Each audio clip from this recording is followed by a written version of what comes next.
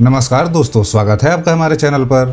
आज हम एक ऐसे टॉपिक पर बात करने वाले हैं जो रिसेंट में काफी पॉपुलर हो गया है और वो है यूट्यूबर पूरब झा के नए वीडियो में भोजपुरी सिनेमा के फूहड़पन पर। जी हाँ, महुआ सिंह बन के पूरब ने जो पंच लाइन दिए हैं उन्होंने हमें हंसा तो दिया है, लेकिन साथ में एक सवाल भी उठाया है। तो आज हम इस वीडियो का जवाब देने के लिए यहाँ हैं और हम देखेंगे क्या पूरब झा का रोस्ट सिर्फ एक मजाक है या फिर एक सीरियस इशू है। और आप सबसे नम्र निवेदन है कि वीडियो को अंत तक जरूर देखें। तो चलिए शुरू करते हैं बिना किसी देरी के। सबसे पहले तो ये समझना जरूरी है कि भोजपुरी सिनेमा के ऑडियंस में अपना ही एक स्ट्रॉन्ग फैन बेस है। जी हाँ, हम मानते हैं कि कुछ गाने और सीन्स थोड़ा ओवर द टॉप होते हैं, लेकिन ये भी तो सच है कि इन्हीं चीजों से इंडस्ट्री में पैसा और पॉपुलैरिटी भी आती है। ये सिर्फ भोजपुरी सिनेमा का नहीं बल्कि हर रीजनल सिनेमा का एक यूनिक स्टाइल है जो वहाँ के ऑडियंस के साथ रिसोनेट करते हैं। पूरब झा का महुआ सिंह बन के ये कहना कि भोजपुरी सिनेमा में सिर्फ फूहड़पन बच गया है, ये थोड़ा अतिशयोक्ति लगता है, क्योंकि इंडस्ट्री सिर्फ यही होती तो कभी इतनी सक्सेसफुल नहीं होती। आज भोजपुरी सिनेमा सिर्फ उत्तर प्रदेश और बिहार तक सीमित नहीं है, इसकी पॉपुलैरिटी नेशनल और इंटरनेशनल लेवल पर भी है। लोग इस सिनेमा को देखते भी हैं और इंजॉय भी करते हैं। तो क्या ये फूहड़पन कहलाएगा या फिर एक यूनिक स्टाइल? पूरब ने तो भोजपुरी सिनेमा पर काफी आलोचना कर दिया, लेकिन ये सिर्फ एक भोजपुरी सिनेमा तक सीमित नहीं है।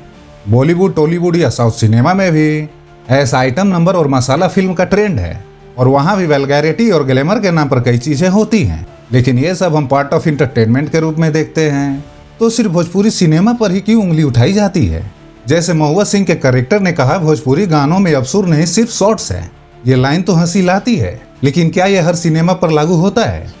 आजकल हर इंडस्ट्री में ग्लैमर और मसाला के बिना फिल्म चलती ही नहीं। भोजपुरी सिनेमा ने भी बस यही फॉर्मूला फॉलो किया है और ये उनकी चॉइस और ऑडियंस के प्रेफरेंस पर भी डिपेंड करता है। दोस्तों, भोजपुरी सिनेमा भी बदल रहा है। आजकल के डायरेक्टर्स और फिल्म मेकर्स ऐसे प्रोजेक्ट लेकर आ रहे हैं जो सोसाइटी को स्ट्रॉन्ग मैसेज देते हैं। लक्ष्मीनिया जैसी फिल्म इसका एग्जाम्पल है, जो जाति व्यवस्था जैसे मुद्दों पर बनाई गई है।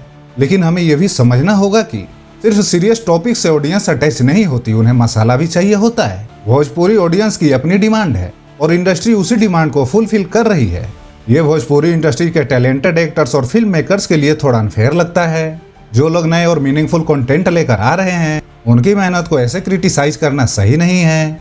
पूरब ने अपने महुआ सिंह कैरेक्टर में बस आलोचना ही नहीं किया बल्कि मजाक भी बनाया भोजपुरी सिनेमा का। लेकिन क्या सिर्फ रोस्ट करने से इंडस्ट्री में चेंज आएगा? हमें अगर कोई प्रॉब्लम लगती है तो हमें उसका सोल्यूशन भी देना चाहिए। हम पूरब से ये कहना चाहेंगे, जैसे आपने महुआ सिंह पर रोस्ट किया वैसे ही कभी भोजपुरी सिनेमा के अच्छे साइड पर भी एक वीडियो बनाएं। ये भोजपुरी इंडस्ट्री वही दिखाती है जो ऑडियंस को पसंद आता है, और अगर पब्लिक डिमांड बढ़ेगी तो कंटेंट भी बदलेगा। तो दोस्तों, हमें लगता है कि हर इंडस्ट्री में कमियां होती हैं और भोजपुरी सिनेमा भी इससे अलग नहीं है, लेकिन सिर्फ कमियों पर फोकस करना और इंडस्ट्री का बस रोस्ट करना भी ठीक नहीं। भोजपुरी इंडस्ट्री ने अपने टैलेंट और यूनिक स्टाइल से अपनी पहचान बनाई है और वो अपने ऑडियंस के डिमांड को पूरा कर रही है।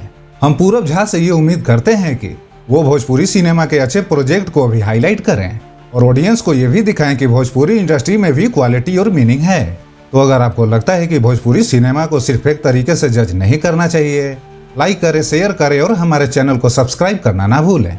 कमेंट्स में बताएं कि आपको पूरब झा के महुआ सिंह के कैरेक्टर का रोस्ट कैसा लगा और आप भोजपुरी सिनेमा के फ्यूचर को कैसे देखते हैं।